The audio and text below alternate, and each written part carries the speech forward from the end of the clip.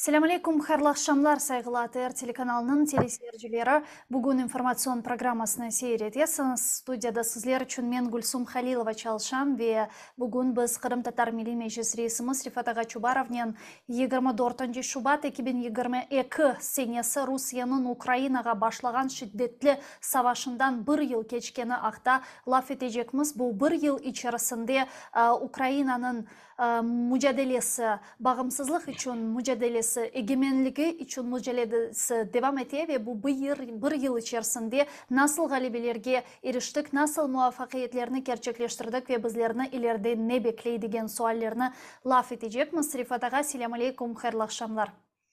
Aleyküm selam, hepinize hayırlı akşamlar.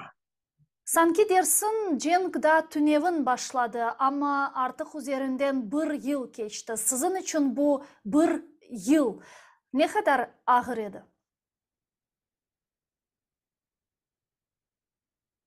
Şimdi elbette bu Kiev'de esas Ukrayna'nın topraklarında olan her bir kişiye bu son 2 sene zor geldi.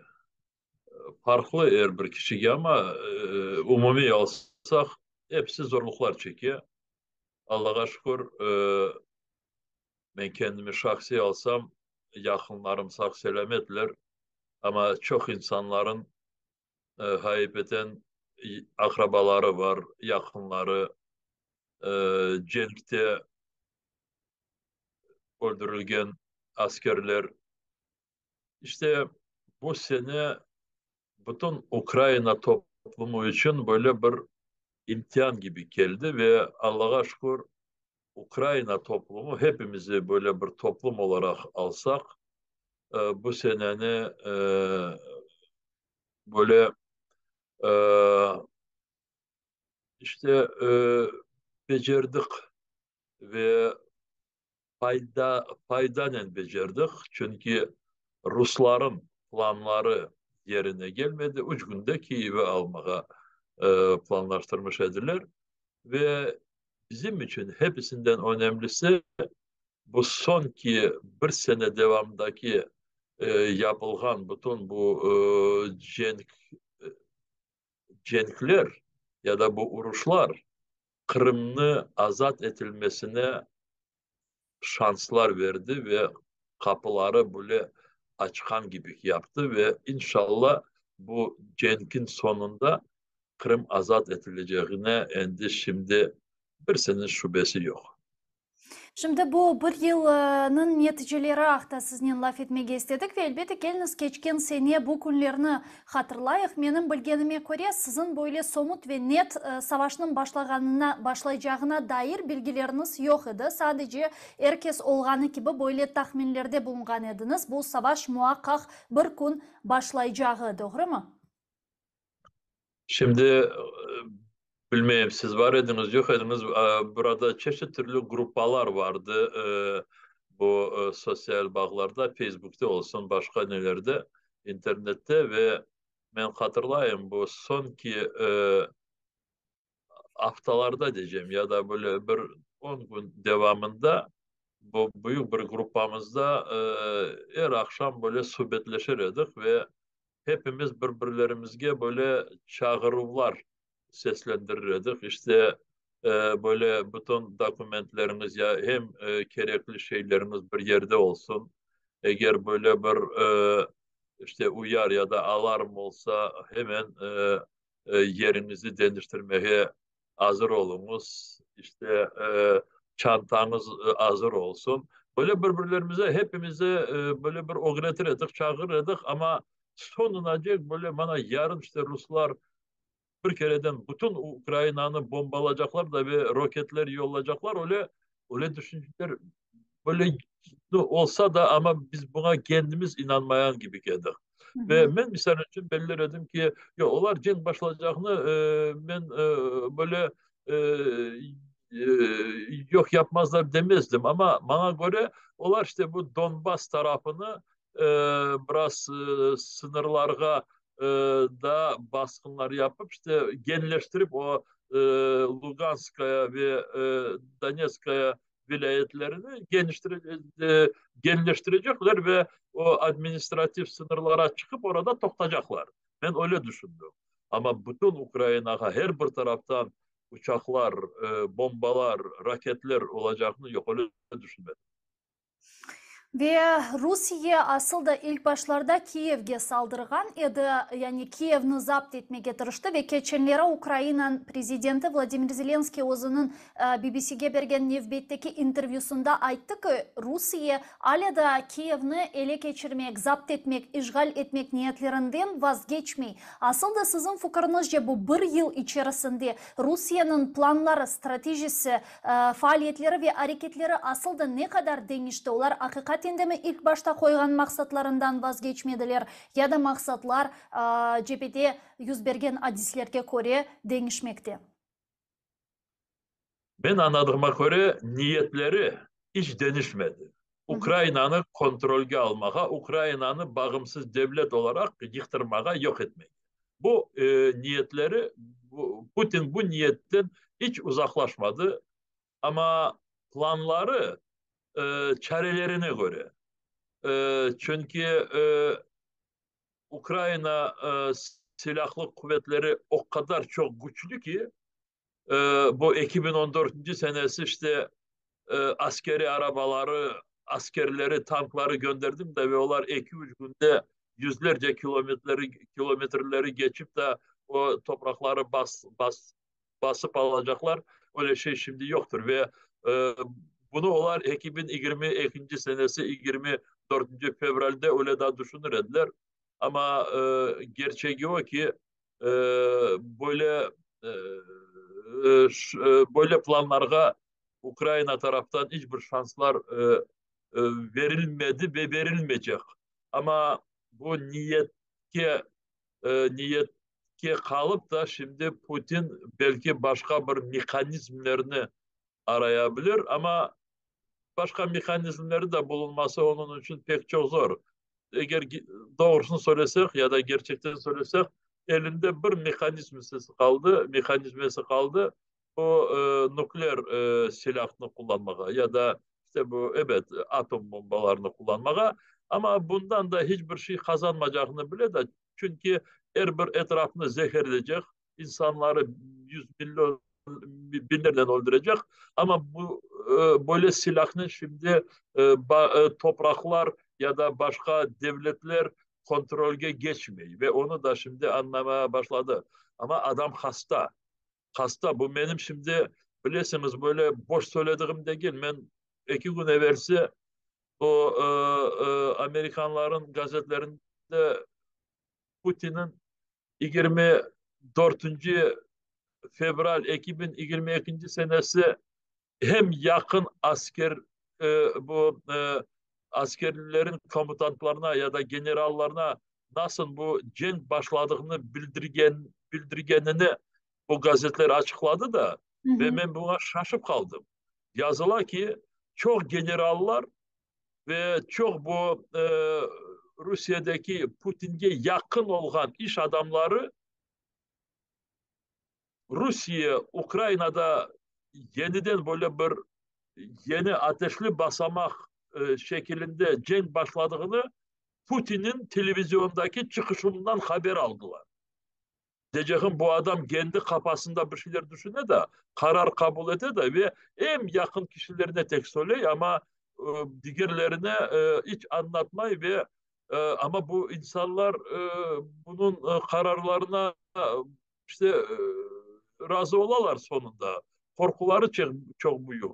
O sebepten işte e, Putin'in şimdi gelecekte eğer bu kendisinin niyetini Ukrayna'nı yıktırmak için yerine getirecek e, böyle daha bir düşünse işte çok onu kontrol etmeye gerek de 24. Fevral gibi böyle kendi düşüncesine daha çok ziyade böyle keskin adımlar yapmasın deyip ben şimdi onu düşünem de ve inşallah bunu e, becerikli taraflar da bunu çok yaxşı anlaydırlar. Aslında mına siz çok doğru kaydetiyorsunuz. Zira Rusya'nın ilk başta yapkan hareketlerine ve bugünkü faaliyetlerine göz taşlayacak olsak, hakikaten de onun demek faaliyetleri yüz bergen hadislerge göre çok fazla değişiyor. İlk başta Kiev'ni almaya istediler, alamadılar. Sonra Çernigiv, Kharkiv dediler, o alamadılar. Sonra Ukrayna'nın cenubi bölgesi dediler, andan çıkmak mecburiyetinde kaldılar. Kherson'un sağ tarafından. Şimdi Donbas deyler, bir yıldan beri Donbas vilayetinin sınırlarına çıkıp olamaylar. Bakhmut, Avdiivka, Vuhledar şehirlerine uç taraftan şarkı, şimali, cenubi bölgeden saldırganlarına bakmadan top yekün ucumlarının, top mermilerinin bu şehirlerini yerle bir etkenlerine bakmadan anda kırıp olamaylar. Zira Ukrayna müdafaacıları ve savunucuları bu şehirlerini müdafaa etmeye devam ediyor ve Rusların hiçbir muvaffakiyeti gösterilmiyor. Ama bu Ukrayna Silahlı Kuvvetlerinin muvaffakiyetidir. İlk baştan göstergeni muvaffakiyetidir. Sizin fikrinizce eğer ki Ukrayna halkı, Ukrayna ordusu, Ukrayna idareciliği ilk baştan böyle karşılık göstermeseydi, Batı, Garbi ülkeler bizlerge şimdi bergeni yardım kadar yardım ve destek gösterir ediler mi? Siz şimdi böyle karşılık dediğiniz vakit 2022 seneyi Evet, düşünesiniz, evet, yoksa evet. evet, ama ben isterim 2014'te böyle karşılıklar verilse, ama o vakit hiçbir türlü fırsatlar yok idi öyle. Evet. Onu gerçek söylemeye gerek. O vakit 2014'te Ukrayna devleti çok yıpranmıştı ve bütün bu askerlikte ve özel teşkilatlarda ESBU olsun diğerlerinde Rusların ajentleri dolu idi ve aslı Müdafaa Bakanı, Minister Obrony, bu Müdafaa Bakanı Rusların ajentiydi o vakit. Diyeceğim o vakit e, böyle 2022 senedeki gibi o kadar güçler yok idi, ama 2014'te de bu Rusya'nın e, hücumun Rusya'nın bu atak yapkanının başlangıcıydı ve o vakit belki de 100-200 asker belki bu başlangıç adımları toktatabilir ediler. Misal için 27.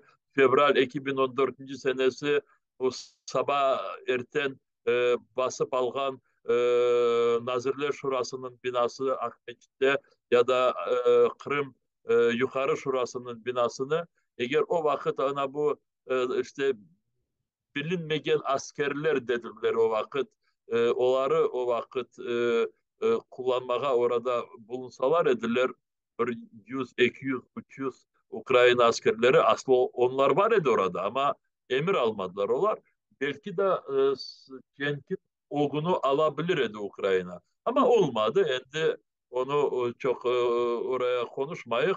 2022 sene 24. Şubat'ta bu yeni Rusların ataklarına elbette birinciden hem Ukrayna Silahlı Kuvvetleri hem insanlar kendileri, bu teritorialna obrona degen toplumlar hem büyük roller hem askerlikteydi hem bu teritorialna obronaların çok büyük rolü oldu ve Rusların da çok hataları oldu. Şimdi Ruslar böyle karayollarda tanklarının, kolonnalarının arabaları bir sürüp 20-30 kilometre böyle cürmeyler şimdi.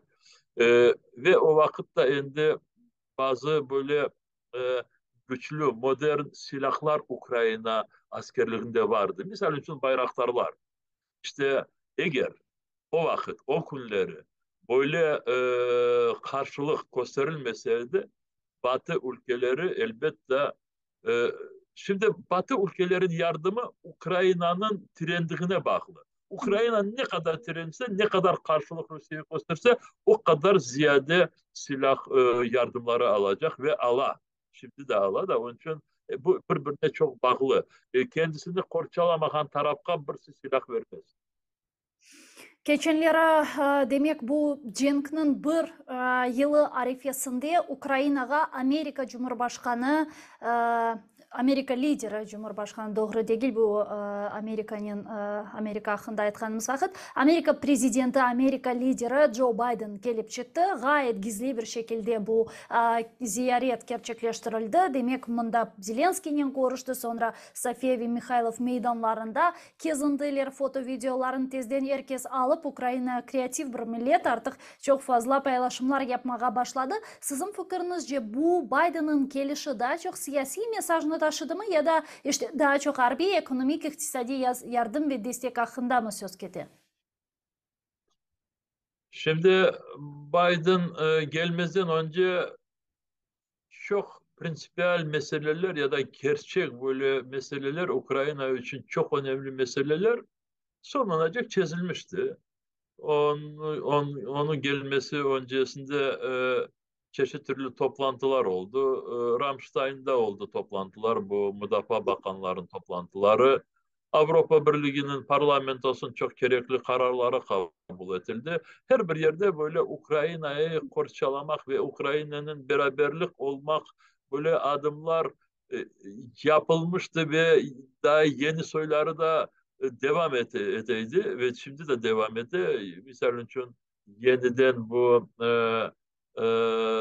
yaptırımlar, şimdi 10. paket mi 11. paket, ama Biden'ın kelimesi o kadar önemliydi ki, çünkü şimdi bu bütün bu yapılgan adımlarga büyük bir sonki nokta koyuldu. Çünkü Biden'ın kelimesi bir taraftan elbette hem Ukrayna'ya destek ve hürmet göstermesi, aynı zamanda bütün bu Ukrayna'nın etrafında ve evet Amerika devleti başlığında birleşken bu NATO üyelerine, Avrupa Birliği üyelerine böyle bir daha bir böyle yeni duygular vermesi, ama hem önemlisi Putin ve Rusya'ya açık son ki mesaj vermesi, demek ki sizin geleceğiniz yok. Ukrayna'yı vermedik, hiç vermeyecek ve sizin istedikleriniz de hiçbir vakit yerine gelmeyecek.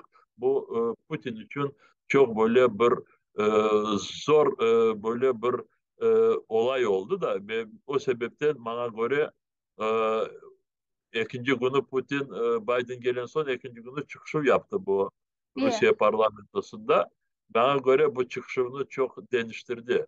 Çünkü böyle bir olaydan son boş laf etmesi biraz ona zor gelmiştir. Ama ne olsa da, ne kadar değiştirse de, işte söylediğimiz gibi bu yayınımızın başında kendi niyetlerinden vazgeçmedi.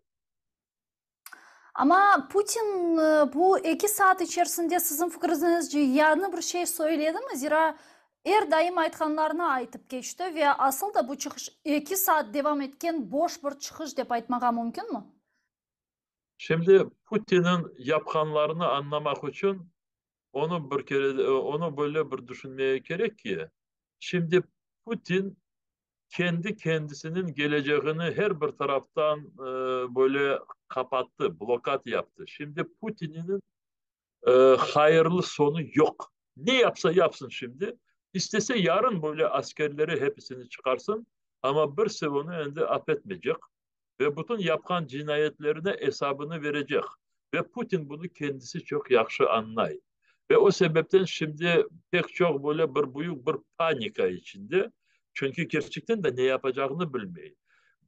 Putin'in yanındaki olan her bir diğer kişilerinin ne kadar yakın olsa da, misal için Şoygu olsun, Patrushev olsun, bilmeyeyim Lavrov olsun, diğerleri, eğer şimdi onlar böyle bir kendilerin davrandıklarını değiştirseler de ve Putin'e karşı çıksalar, onların hepsinin hayatlarını saklamaka bir şansları var.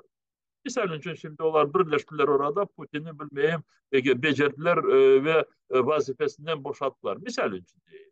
Ve Batı ülkeleri onlara ne kadar ceza verse de ama hayatında kaldırır onları.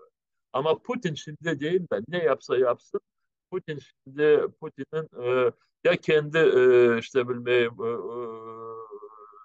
nesinden olacak, ya da onu mahkeme kararlarından işte hayatın sonuna dek kapacaklar. Hı hı. Ve o sebepten şimdi Putin bu biraz kendisini çok böyle e, panika şeklinde alıp bara ve çıkışında eğer siz şimdi hatırlasanız birinci kısmında bir 30 dakika kendisini aklamaya tırıştı. İşte bana biz cenkni başlamadık. Biz bu cenkni toktamak için askerlerini toktatmak için askerlerini Ukrayna'ya gidirdik. Eğer biz bunu yapmasak edik NATO öyle böyle işte bilmeyin Sevastopol'da bir şeyler hepsi kabayatlı ona göre ve ben de Putin mecbur oldum bu cenkni başlamaya deyip kendisini aklamaya tırıştı. İkinci kısmında çıkışında şimdi oradaki toplumu biraz toplum da orada endi Rusya'nın toplumu oradaki insanlar endi biraz anlamaya başladılar nasıl büyük bir zorlukların o günde olar şimdi ve Rusya ne kadar da zorluklar görebilir Putin'in yapkan bu cinayet politikasına göre ve şimdi bu insanları biraz çıkaran rahatlandırmaya, böyle sakıntılarını biraz çıkaran soğutmaya gerek. Ve o sebepten Putin bu para meselesine geçti. Ekonomikamız dedi o kadar çok yüksekleşti, büyükleşti, o kadar yakşı bilmeyim gelirler var ve o sebepten işte ayrı böyle bir vakıf kuracak ve bütün bu savaşta ya cenkte öldürülgen kişilerin korantalarını devlet bakacak. İşte bu kadar para verilecek olar. İşte bu insanları biraz çıkaran böyle sindirmeye ya da sustuklarını istedi. Ve ona çalışa. Ve bu siyaset e, daha faydasını getire Putin Hı için. hı. Çünkü oradaki insanlar paraya çok büyük ihtiyaçları var ve biraz para verdikleri vakit ne sebepten acıları var o sebeplerini unutarlar. İşte oradaki bazı kadınlar balaları ya da kocaları öldürgenine para ağızlarına kapatkan son unutarlar onu. Ve sonra Putin e, gene de bu nükleer silah biraz böyle direkt söylemedi, şantaj yapmadı ama yok şantaj yaptı. Ama nükleer silahını kullanırız ya da bir şeyler böyle açıktan söylemedi çünkü onun evvelden söylediklerine Batı ülkeleri dikkat etmediler ve Putin anladı ki şimdi şantaj da çok faydalı değil onun içine. Ama gene de dedi ki biz dedi gerek olsa böyle e, yeterli şekilde cevabını verebiliriz deyip gene de biraz Batı ülkelerini korkutmaya tırıştı. Hı Ama hı. umumi alsak bütün konuşması siz söylediğiniz gibi boş çıktı. Hı hı. Boş de gene yeni bir şeyler söylemedi. İşte biraz insanların orada Rusya toplumunun biraz rahatsızlarını biraz çıkaran düşürmek için biraz oradaki kendi peyda olan sesleri azlaştırmak için genke karşı olan sesleri azlaştırmak için işte biraz belki yarım senelik bilmem, belki 8 aylık yeterli olur ama şimdi e, geleceği geleceğimizi bu cenk nasıl geçecek o gösterecek. Şimdi hepsi iki taraf Ukrayna silahlı kuvvetleri ve Rusya askerliği şimdi böyle daha çok böyle ateşli e, vuruşlarga hazırlanalar ve yakın zamanlarda olacak gibi görünüyor. Hem Ukrayna tarafı zaten taarruzga hazırlanganını açıkladı hem de Rusya tarafı da şiddetli çatışmalarga hazırlık göstergeni akta onların savunma müdafaa nazirligi de belgiledi. Katinde hem iki taraf bizlerge silah kelgeninen Ruslar yanı roketler toplaganinen demek hazırlık görünüyor ve Ukrayna istihbarat hizmetinin demek yıl başçısı Kirill Budanov da aytkanına göre demek bu cenknin aslında neticesi ve gelişi istikameti geleceği bu bahar ayında ve yazının başlarında belgilenecek dep aytты ve umut etemiz ki Ukrayna'nın zaferi ile belgilenecek. Buna işancımız tamdır. Şimdi Kırım meselesine gelecek olsak çoksu demek vatandaşlarımız ve hususan demek çeşitli başka ülkelerden de takipçiler soraylar. İşte Kırım'ın vaziyeti içerisinde nasıl olacak? Şimdi nasıl olacak? Demek Kırım'ın reintegrasyon prosesleri ile bağlı şimdi çeşitli türlü hadiseler, tedbirler ve ilahri otkerli. Bunların hepsi ne managa geliyor? Demek bu cenk Kırım'ın işgalden kurtarılmasıyla mı bitecek ve bu kurtarılma nasıl olacak? Şimdi Cenk nasıl bitecek ya da nerede tokatacak bana göre sonlanacak daha bilgili değil ama anlaşıldı ki e, Kırım azat edilecek ve e, Donbas tarafları diyeceğim Ukrayna toprak bütünlüğünü tikleyecek ve bütün bu e, uluslararası ya da halkara taraftan tanılgan sınırlarda sınırlarda olan bütün topraklar ki Ukrayna'nın içinde olacaklar. Ama bundan cenk tokatacak mı? Gerekli anlaşmalar imzalanacak mı? İmzalanmayacak. Ne şimdi emin değilim çünkü belki de Ukrayna'nın halebesi Cenk'in de bazı böyle bir devamını bilmeyeyim böyle bir işte ona bir sebep olabilir diyeyim. Çünkü Rusya'da durum nasıl olacak? Oradaki bazı kendilerinin toprağında e, bağımsız böyle bir kuruluşlar ya da devletler kurmaya düşünen milletler kendilerini nasıl alıp varacaklar? İşte buna göre Cenk'in sonu böyle bir e, işte dünya tarafından kabul edilecek. Şimdi dünya taraftan Rusya devletine böyle garanti olarak hiçbir türlü planlar gösterilmedi ve müzakere edilmedi. Çünkü Rusya tarafından böyle istek seslendirilmeyi ya da böyle keregi olhanını bildirilmeyin. Ama ayrı ayrı siyasetçilerin de e, böyle düşündüklerini bildirirler. Deyler ki Rusya'nı tezce böyle bir e, işte tezce bu cenk toktatması fikrine getirmek için Batı ülkeler tarafından Rusya için de bir garantiler verişi gerek. Misal için Rusya devleti 1991 senedeki gösterilgen sınırların içinde saklanacak. İşte bu garanti Moskova için ama öyle garantileri bazı Batı ülkeleri hazır değiller. Misal için Baltika devletleri ya da Polonya.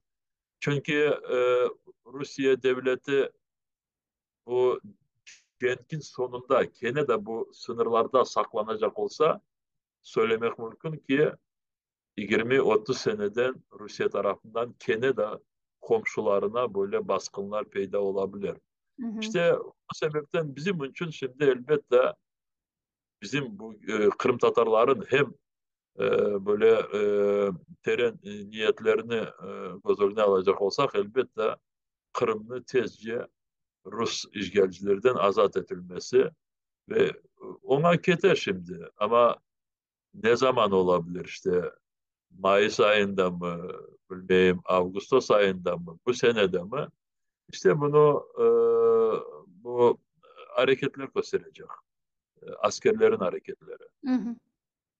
Ama bu yıl gösterdi ki Kırım dokunulmaz değil. Hem biz için hem Rusya için. Zira Rusya bundan evvel kırmızı çizgimiz dep aytkan edi ve Rusya'da demek Kırım'da en mükemmel hava savunma sistemleri var olganını seslendirediler. Ama bu sene gösterdi ki öyle değil. Kırım Köprü, Novofyodorovka, Kezlev, Rusya'nın Karadeniz'deki filosu, Rusya'nın Karadeniz'deki kreyseri ve çeşitli gemileri batkanını, patlamalar olganını ve hususan havalimanları Kırım'da patlamalar olganını gösterdi. Demek ki Kırım hakikatinde dokunulmaz değil ve bundan yola çıkarak Kırım'da işgalci hükümet Kırım'ı korçalamağa hazırlana. Kırım'ın şimali taraflarında blindajlar, işte tranşeler ve ilahri kazalar ve sizin de bergeniz bilgilerge göre anda çeşitli askerler kere ve hatta amnistiyadan kurtulgan cinayetçiler yerleşe Kırım'ın şimali bölgesinde. Demek ki onlar Kırım'a bir saldırı olacağına hazırlanmaktalar, doğru mu? Evet, şimdi siz söylediğiniz gibi ki bu dokunulmaz kelimeni ben de çok beğendim. Çünkü Ruslar 24. fevralecek, 2022 seneyecek. İşte Kırım'a hiçbirisinin cesareti olmaz. Hiçbirisi şimdi buraya bilmeyen bir şeyler saldırmaz. Çünkü bu Rusya'nın bölgesi ve eğer birisi böyle bir düşünceleri olsa böyle biz onu toktatırız ve işte ilahire. Ama 2022 sene orada bütün bu insanların bakışını hepsini değiştirdi. Çünkü söylediğiniz gibi Ağustos ayında Novofyodorovka ya bu Sakşehir'in yanındaki askeri havalanına atak yapıldı ve orada hem azı 9-10 tane Rusların askeri uçakları yakıldı ve ondan sonra Cankoy bu Cankoy rayonundaki oradaki silah depoları var idi. Hı hı. Çok büyük patlamalar oldu orada. Sivastopol Akyar'daki Rusya'nın Karadeniz askeri flotunun ştabına dronlar atak yaptı. İşte çok şeyler oldu geçen senesi ve orada bu olan şeyler Ukrayna devletine e, böyle sıcak bakan ya da Rus işgalcilerini aslı kabul etmeyen yüz binlerle kişilerinin ruhlarını bu çok götürdü ve birinciden bizim Kırım Tatar milletimizin ruhunu. Çünkü hepsi şimdi Ukrayna'nın e, ya da Rus işgalcilerden Kırım azat edileceğini ümit etken kişiler şimdi kendilerine söylediler ki Ukrayna retorika ya da sözden şimdi praktik şeyler, praktik tarafına geçti. Çünkü o kadar saldırmalar yapması orada Ukrayna'nın becereceğini gösterdi. Aynı zamanda Rusya taraftarları ya da bu haksız orada gelip yerleşken milyona yakın kişiler, onlar da kendilerine karar aldılar. Anladılar ki e, yarın mı bir gün mü ama Kırım ille Rusya'nın kontrolünden gidecek. Hı Ve hı. onlar da şimdi çok büyük düşüncedeler. E, Elbette Ruslar şimdi Kırım'ı her bir taraftan böyle cenke hazırlaylar. E, Bu Orkapı, Cankoy taraflarda ve diğer bazı bölgelerde orada çeşit türlü kuruluşlar yaparlar, askerleri toplaylar. Ama bana göre böyle her bir taraftan böyle askerlerle bağlı cenk olmayacak gibi bana görünüyor. Elbette ben askeri bir kişi değilim. Her bir şeyinde o kadar yaxşı bilgim yoktur bu taraftan ama ben bilem ki ve bunu da çok ekspertler söylüyorlar. Kırım'ı kontrol etmesine Rusların kolunda üç alet var. İşte birincisi bu köprü. Hı hı. Keriç Boğazı'nın üstünde kurulgan ve Kırım Yarımada'nı Rusya'nın bağlayan köprü. Ve bu köprünün faydasının Kırım'a işte askeri teknikalar, kele, daha diğer askerlikten bağlı malzemeler. Bu köprü ille yakında işte yok edilecek bu, vurulacak. İkinci faktör Rusya'nın Karadeniz askeri flotu ya da askeri gemiler. İşte bu gemiler şimdi atak yaparlar Ukrayna'ya karşı. Roketler her bir şey oradan ve Kırım'ı parçalamak için oradaki gemilerin rolleri bilgili. İşte bu gemiler de Ukrayna silahlı kuvvetler için atak yapmak için böyle korumlu işte taraflar. Ve üçüncü faktör Kırım'dan işgal edilen Kherson, Zaporojye vilayetindeki koridor. Oradan Rusya'ya geçen koridor. Bu koridor da ille kapatılışı gerek. İşte bana bu üç faktörünü yok etmek için Ukrayna Silahlı Kuvvetlerine bu uzakka urgan toplar gerek. Hı hı. Ve bu toplar Ukrayna'ya gelecek. Şimdi gelgen toplar 150 kilometrecek.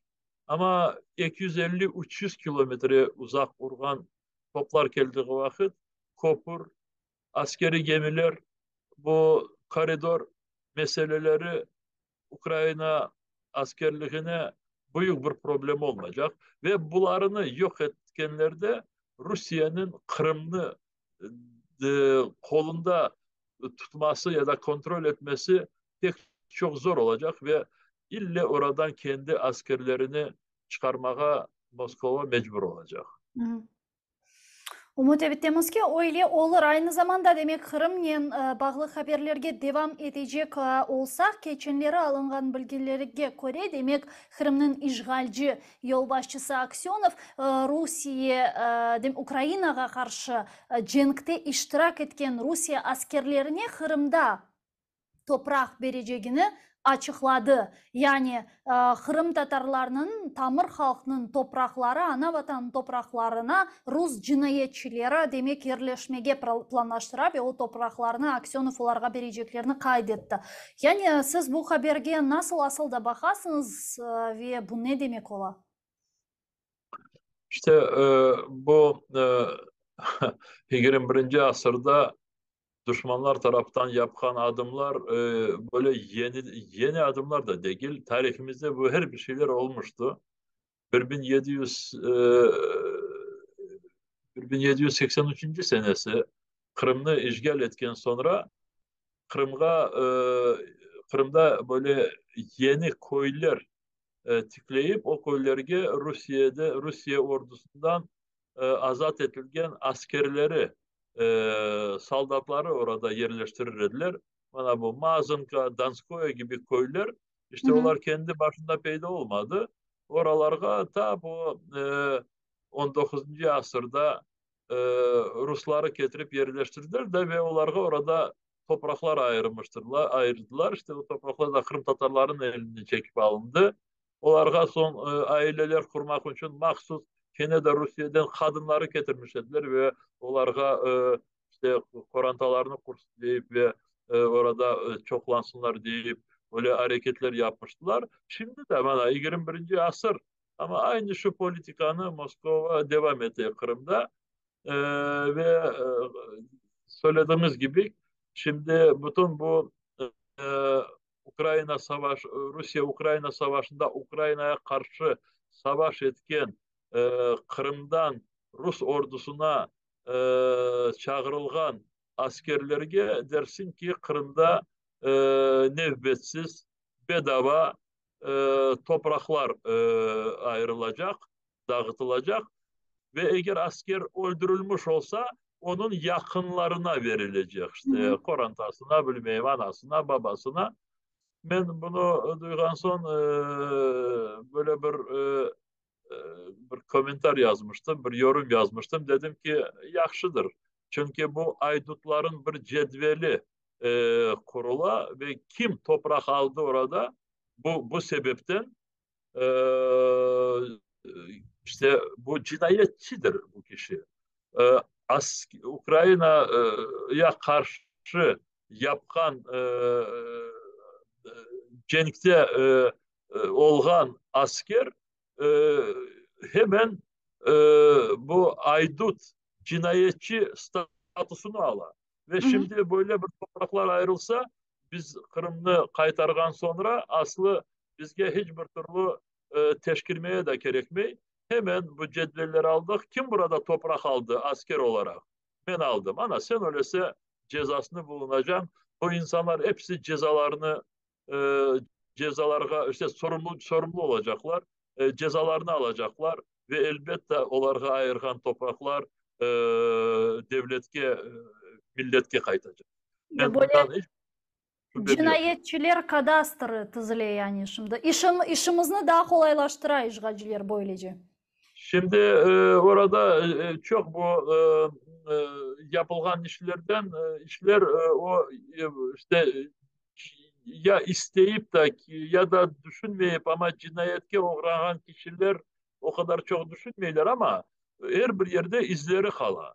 Elbette bu toprağını kabul etken kişiler o cedveller aslı diyeyim de böyle şubesiz olan hemen cinayetçilerin cetveli gibi korunacak. Çünkü o toprağını onlar cinayet yapkan için aldılar. O sebepten onlarga onu dağıttılar o toprağı. Hı hı.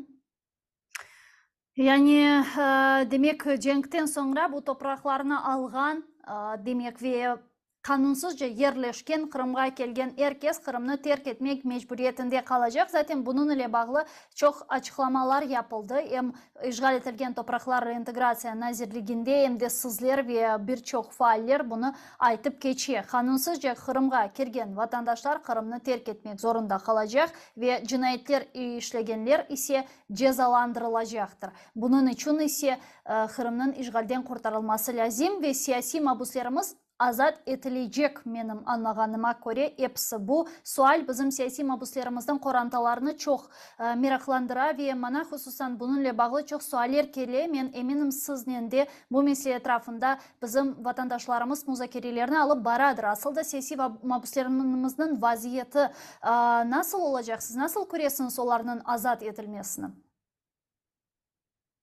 Çok bir acı aslında bir problem. Çünkü her bir kişimizin hayatı bizim için aynı şekilde yakındır böyle ve önemli. Her bir kişi bizim için, milletimiz için çok önemli ve bu kişilerin yakınları, koruntaları, balaları, anaları, babaları varlar, ablaları, kardeşleri ve şimdi çeşit türlü varyantlar bu insanlarımızı kurtarmak için bakıla, teklif edile, bazı yerlerde Rusya tarafından sübetleşile, sonki sübetler İstanbul'da bu e, Lubinets, Ukrayna'daki işte insan hakları sorumlu e, vazifeli kişi ve Rusya'dan Maskalkova arasında olmuştu. Mustafa Ağamız da oralarda vardı.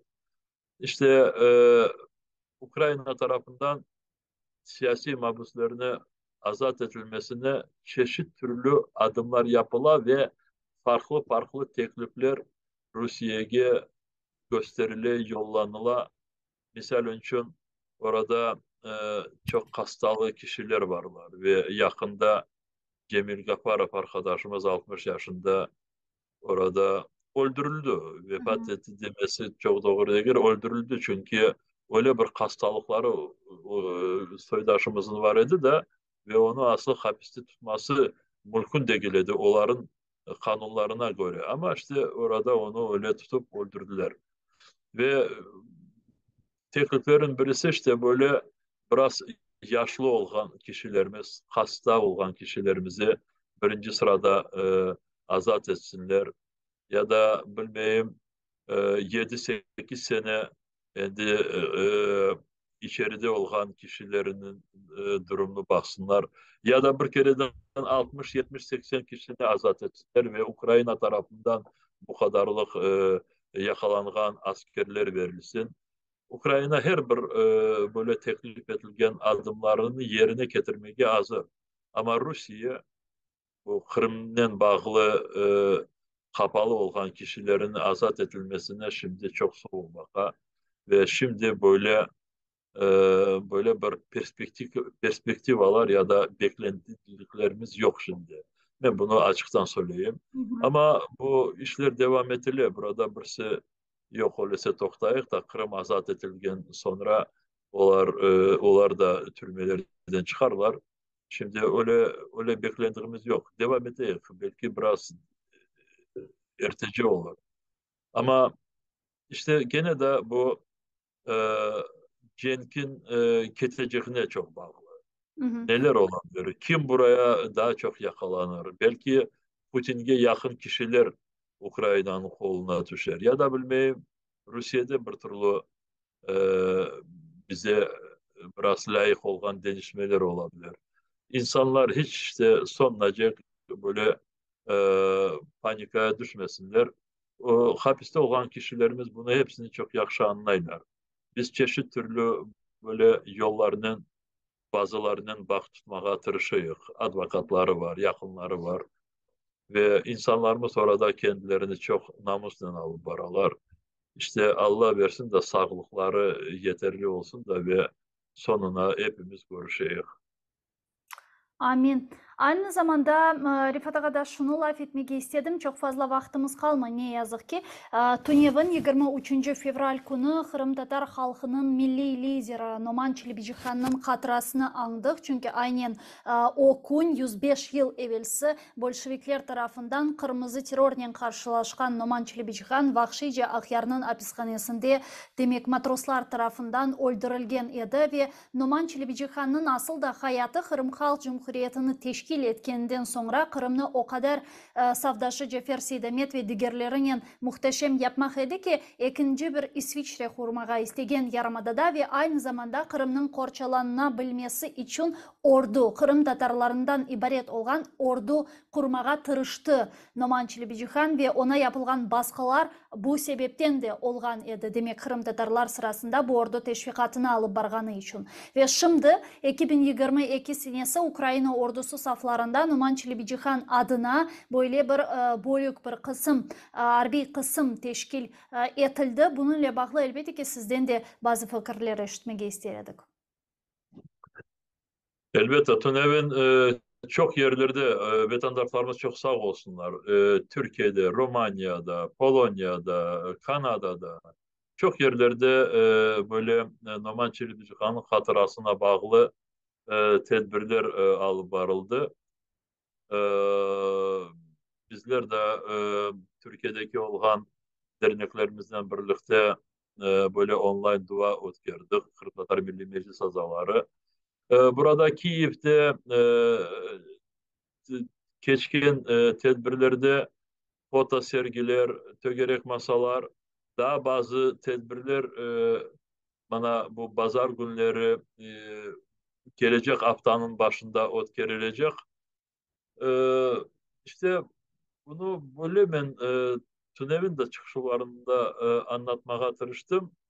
Yazıklar olsun en azı iki, belki de üç nesil, Kırım Tatar milletin nesili bu Rusya İmparatorluğu dağıtıldığı vakit ve onu o zamandaki bizim milletimiz kendi bağımsızlığını e, böyle bağımsızlıkta peyda olan şansını kullanmak için o kadar gerekli adımlar başlamıştı da Kırım'da ve o vakit çok böyle korumlu insanlarımız birinci kurultayını tiplemiştiler. Ondan önce e, Kırım Müslümanların kurultayını toplayıp 2017 senesinin barında e, serbest kendileri e, muftini saylamıştılar.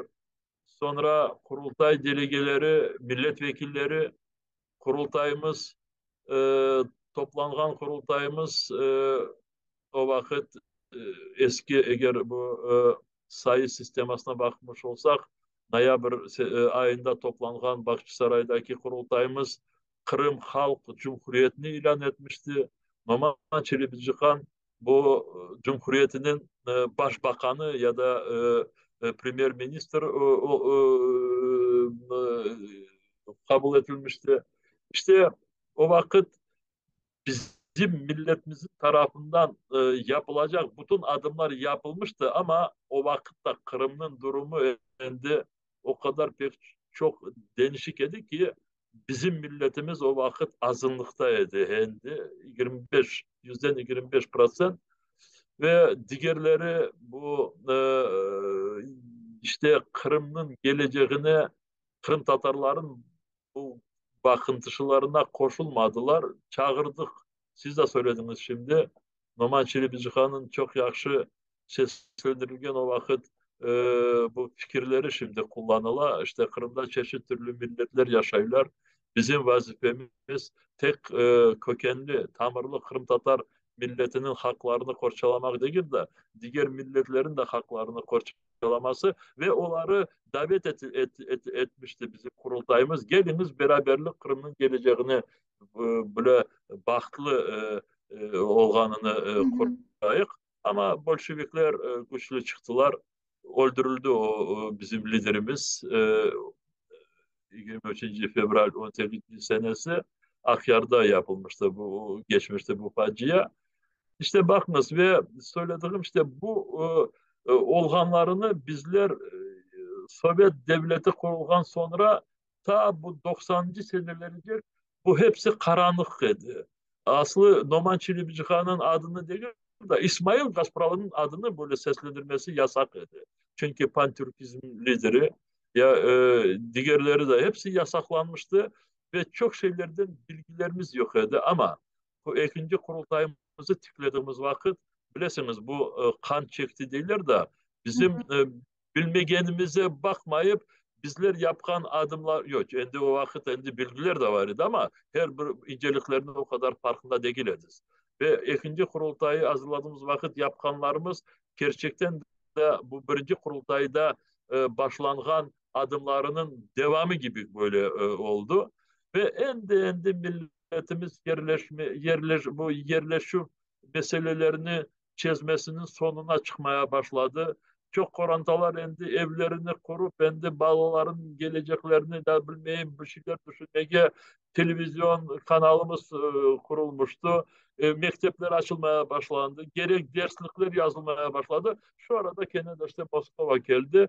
Dersin ki bu birinci kurultay zamanların e, zorlukları, acıları Kanada başımıza geldi ve gerçekten de öyle. Ben Tunev'in konuştuğu vakit dedim ki bakınız dedim bu sene 21. fevralde bu halkara ana tili gününde e, dünyanın her bir taraflarında insanlarımız hem balalar hem yetişmiş kişiler insanlarımız Kırım Tatar dilinde imla yazmaya böyle hareketler yaptılar ve bütün bu hareketlerin başlangıcı Kırım'dan. Kırım'dan bu seslendirildi bu imla diktant. Hı Ve hı. bu imlanın yazarı, bu tekstini yazan kişi Nariman Celal, Kırım Tatar Milli Meclis Reisi'nin birinci muavini, hapisten, içeriden 17 senege Rusya tarafından cezalandı. 17 sene hiç haksızlık, burada haksız bu ceza ama ben şimdi Nariman Celal'ın bu yazganını e, evet ben onu çok böyle düşünüp okudum. Kaç kere baktım ve bunu okuduğum vakit içeride olan kişi o kadar bu e, durumunu anlatar ki ve anlatması da ona biraz zor geliyor. Çünkü Kırım'dan yaza, içeride türbeden bunu yaza ve bazı böyle bir burada biz böyle rahat, serbest konuşuyor. Ona orada biraz tıkaran bu zor geliyor. Yok, onda korku yoktur. Nariman aslında çok cesaretli kişimiz. Ben Nariman'ı ve Noman Çelebiçikan'ın böyle bir paralel gördüm. Gerçekten de gördüm. İşte diyeyim ki ben bu söylediğimi ben her vakit buna böyle dualar yapam tezce kırmak eleyik de o kadar gençlerimiz şimdi yetiştiler de ve bu gençlerimiz çoksu imtihanlardan geçirirler şimdi. Ağırlıklardan geçirirler. Burada olsun, Kiev'de olsun, başka ülkelerde olsun ve birinciden Kırım'dalar. Bu kimler yıkılmadı, kimler korkmadılar, kimler kendi namuslarını saklayırlar, kimler milleti düşünürler ve tezce bu Kırım azat edilgen sonra inşallah yeni seçimleri, saylavları ötkeririk ve bu gelecek kurultayımızda hem böyle cesaretli hem böyle çok bence tecrübeli genç olsalar da tecrübeli kişilerimiz saylanırlar ve milletimizin geleceğine bu kurultay daha çok faydalı oge alıp varır. Hep beraber hizmet bererimiz halkımız için.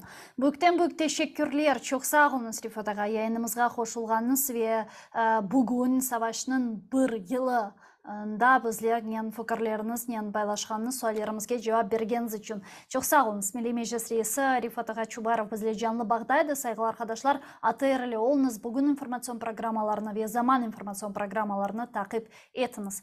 Görüşkence.